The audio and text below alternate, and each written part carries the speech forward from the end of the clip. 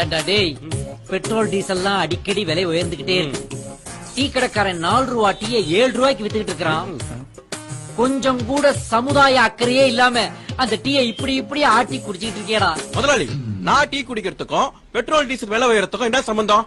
இந்த டீ என்ன petrol diesel போடுறாங்க? அட முண்டா பனியன் போட்ட முண்டமே, இதெல்லாம் உனக்கு ரவுண்ட் ட்ராலி போட்டு தாண்டா சொல்லணும். அதெல்லாம் ஒண்ணு வேணாம், ஸ்ட்ரைட்டாவே சொல்லுங்க கேப்போம். சொல்றேன்டா.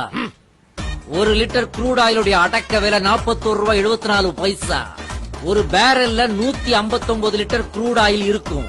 அத பதப்படுத்தினாக்க நமக்கு 166 லிட்டர் பெட்ரோலியம் ப்ராடக்ட் கிடைக்கும். அதுல 79 litre petrol, 40 litre diesel, 16 litre மண்ணெண்ணெய், 7 லிட்டர் எல்பிஜி கேஸ், மீதி 24 லிட்டர் அதர் ப்ராடக்ட்ஸ். இப்படி பிரிச்செடுத்த பெட்ரோலோட அடக்க விலை 1 லிட்டருக்கு 18 ரூபாய் 36 பைசா.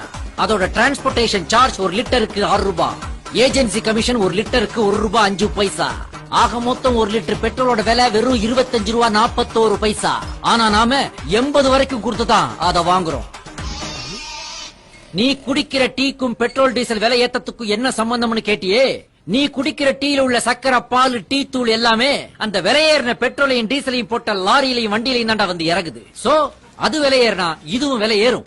நண்பர்களே, இப்படி இந்திய பொருளாதாரம் சிக்கி செதஞ்சி சின்ன பின்னமாகி சிதிலமடைஞ்சு கிடக்குதுன்னா அதுக்கு காரணம் இந்த மாதிரி பொறுப்பு இல்லாம